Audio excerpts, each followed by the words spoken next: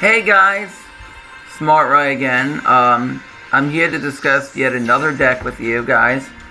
Master of Destiny Desperado. Man, this deck is a ton, well, not a ton of fun, but a ton good. This is the new way I'm playing Desperado in the meta. Because the problem with running it with counter traps is if you don't get the setup early enough, or even if you don't have Reverse the Parshaft to shuffle Alistair back in the deck, to me, well, not only Reverse the Parshaft, but you need another counter trap in hand along with Reverse the Parshaft to start rolling Alistair into the deck. And to me, that's not good. That's not as good, and having it as your only standard back row is not the best thing either to beat Cositis. Now, with that being said, I am going to discuss the current deck with you guys, and how we're playing it. First, 3 Desperado Barrel Dragon. This card is essential. This card is key. This card's gonna win you games. When you summon Desperado, you flip the amount of coins, 3 coins, and the amount of heads, you destroy as many monsters as possibly can. That does not target. Up to the amount of heads, I should say, so you don't have to destroy as many as you possibly can. But up to the amount of heads, and it does not target, so you can use it to blow up things that would normally be protected from targeting effects, like Cavalry, for instance. Yeah, that's not protected by destruction, only by targeting, so Desperado is really good for that. It will not blow up Cositis, nor will you Time Wizard unless you floodgate it down first. I will talk about that soon. Alright. Next, Twin Barrel Dragon just fits the requirement. Dark Machine, and it's really easy card removal. It's also good for blowing up face-up random cards that will come up too. Then you have your 2 Blast Spiders. Blast Spider pretty much does the same thing as your Barrel Dragon. You blow up itself though. You have to blow up himself or another Dark Machine, and then you get to blow up a card in the field. Really good for triggering your Desperado. And also, it also does burn damage, so if it destroys Dark Machine monster, destroys the opponent's monster with battle or card effect, you can inflict damage equal to half the original attack of one of those monsters. So that does come in handy, and that burn damage is really nice.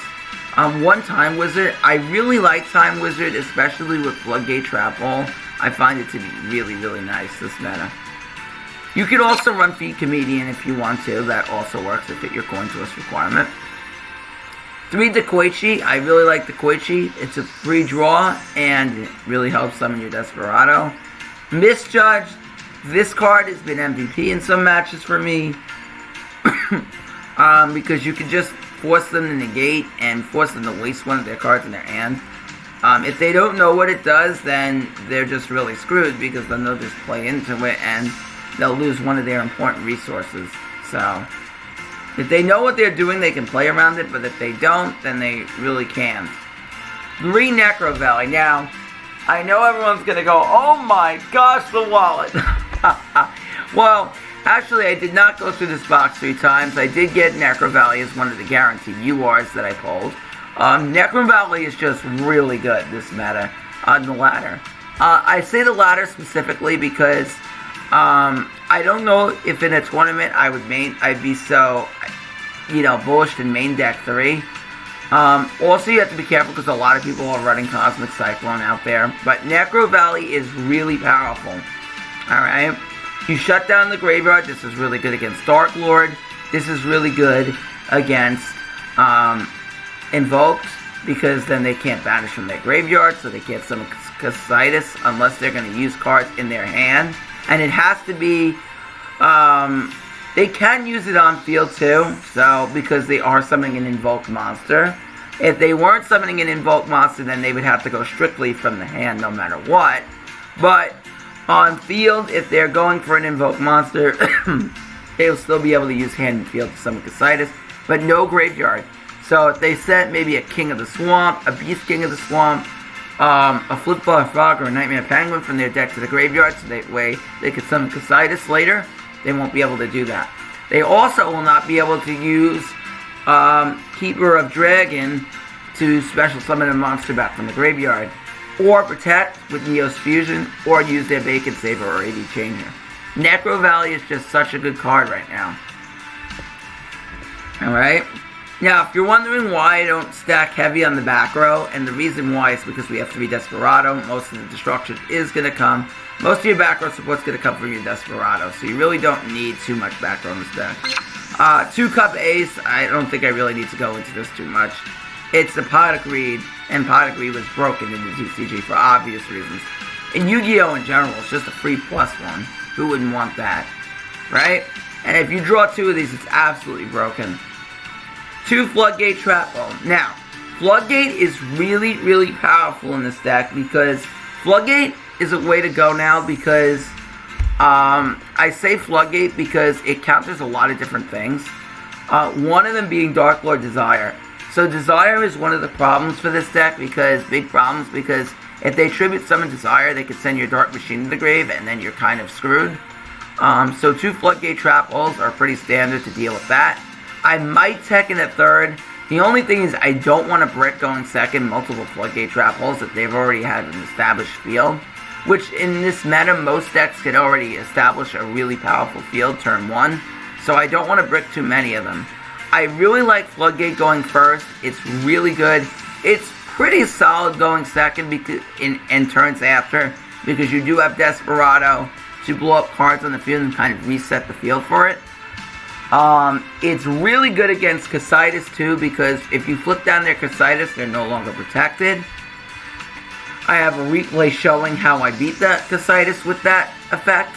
And then, once you flip it down, like I said before, no protection, and then you can blow it up with either a Desperado, a Blast Spider, well, you can't blow it up with Blast Spider, excuse me, Desperado, Twin Barrel, or your Time Wizard. You can't blow it up with Blast Spider, because Blast Spider only targets face-up cards. But you can blow it up with any of these 3. Okay? Or, you're not going to generally run it over, so I'm not even going to get into that. Mirror Wall, another really good tech against Casitas. If they attack into your monster, you go damage step, and then you half their monster's attack. So if they're going to swing into your big Twin Barrel Dragon, their monster has 1,800 attack points, 21 with beatdown. It will get half to excuse me. So if they have 2,100, it'll get half to, give me a second, 1,050. And then, even if they use something like, how should I put this? Even if they use something like Alistair the Invoker, their monster will still only go up by 500 because it halves their attack fully. So it will only increase by 500. There are many players on the ladder who don't know that. They think once their monster's halved, that's it. No, that's not the case. Okay?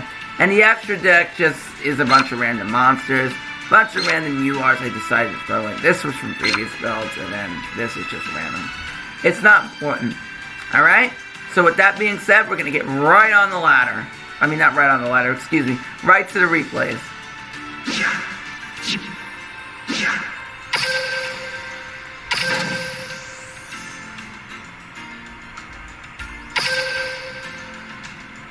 Okay.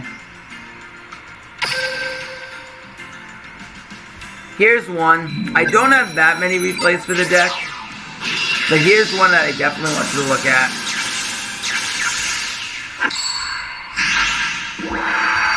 This is Sartorius vs. Kaiba. This is the one I told you about.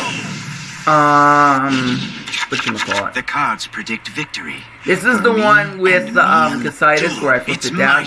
Alright, so we open up really broken. Cup Ace, Necrovalley, Blast Spider, and Desperado. So Cup Ace is going to go ahead. We're going to be able to draw 2. We have Necrovalley in hand. So again, he's not going to be able to banish cards from the grave. Sets 2 ends. We just set the Floodgate. Floodgate's really good. Time Wizard blows up his face down. Again, I keep the Blast Spider set to play around the Drowning Air Force. Come on out. He's going to go ahead and summon Alistair. Alistair searches Invocation. Now, he can use monsters on the field, in and in hand. He can use in the field because he is summoning an Invoke. So he summons Casitas and Floodgate it immediately. No longer protected from targeting or destruction effects. Blow it up. Switch Time Wizard to defense to play a little bit around the drowning. And then he scoops. really, really powerful against pure invocation, and it's powerful even against non-pure invocation in the Neos builds. Alright, so here's another one.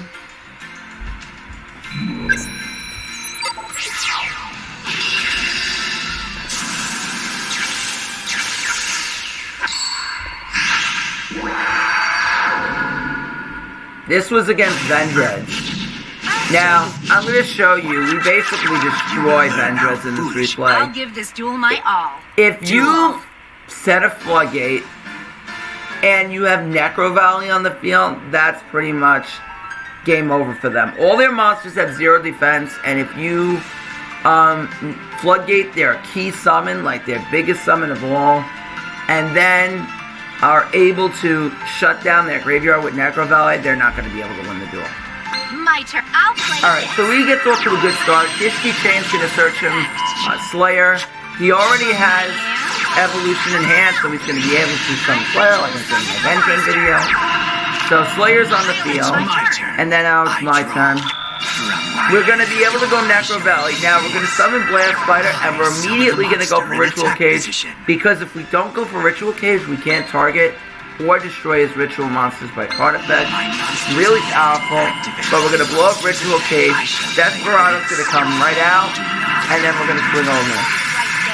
Now, the reason why we don't attack into Slayer is because Slayer will die at the end phase anyway. I draw from my hand. Activates Vengeance Knights. Vengeance Knights is going to allow him to pitch his Anima to the graveyard to search his,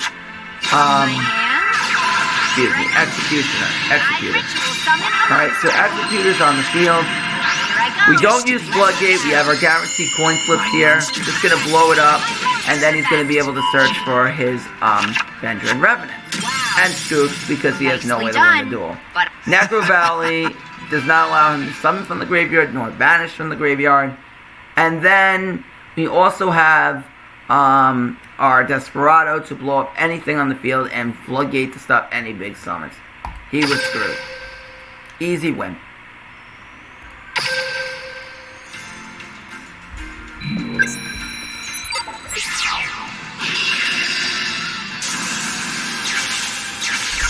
I think a lot of Desperado players are going to adapt to running Floodgate Trap Hole now, because it's probably that and Mirror Wall are their best outs to Casitas, along with Necrovalley. Oops, sorry.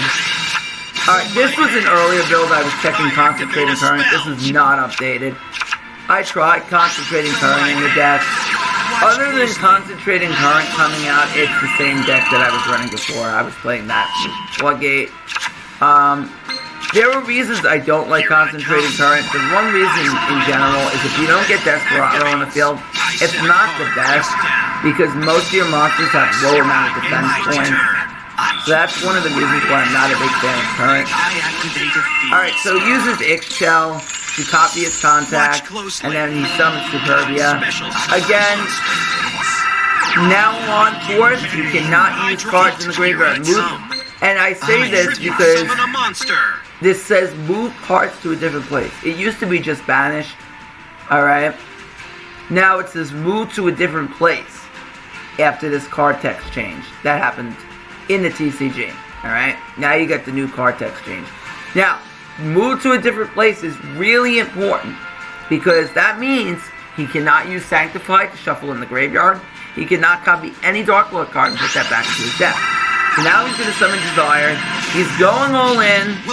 Now, he did misplay, and I want to put out a note here. He misplayed because he could have forced Misjudge with his Sanctified that was face down, but he did not do it. Swings in. Activates Sanctified now, so now he can't use Desire instead. Here's my face down card. My second coin flip wouldn't have been guaranteed, so we take the 1700. Got class 2. Time Wizard. Now this gets a little bit lucky. We actually flipped heads here. We got lucky. I took the risk, and then we screwed him. Third replay was a little bit about luck. This one wasn't guaranteed coin flip. This is the very reason why I decided to take out Current, because Current was too inconsistent. So, that's the deck. Where do I think it stands right now? I think it's still worthy of being tier 2. However, it is dangerous. Very dangerous in tournaments because I feel like Master of Destiny is a very dangerous deck because of its ability to side deck. And with Cup of Ace in the deck, you are able to draw into your text really, really quickly. So if they can get to their side deck cards really fast, and I say this with Triumphs too, it's going to be a tough time for your opponent. Alright? So generally the decks on the lower end of the tier list, I would say, I mean, Dark Lords could draw into side deck cards too because they have X-Shell obviously, but you know, Master of Destiny has the ability to side deck, draw into it consistently. It can also main deck techs like Necrovalley, which Necrovalley is really good this format. Even good in tournaments because from what I've heard, Meta Weekly tournament winner was side decking Necrovalley, so that just gives you next a point on how good the deck really is. Alright? If you want to know more about great Yu-Gi-Oh content, you can subscribe. Please subscribe to my brother, Stephen Freshy. He does a fantastic job. Please go on his channel, subscribe to him. Definitely like his videos. Turn on his notification bell there, so that way you can get updated from him. He does a great job. If you're not already subscribed to him already, please do that. Alright? He's a really, really good duelist. I can't tell you. Alright? So, Master Destiny, in my mind, definitely a top tier deck still. There's no doubt in my mind that Desperado will still be seen on the ladder quite considerably. And it might go back up on the tier list because I think that we're in a stage that people are changing the way that they play it. You might see people try and stack multiple copies of Necrovalley in Desperado to make it really good. So, with that, Smart Rye, signing out.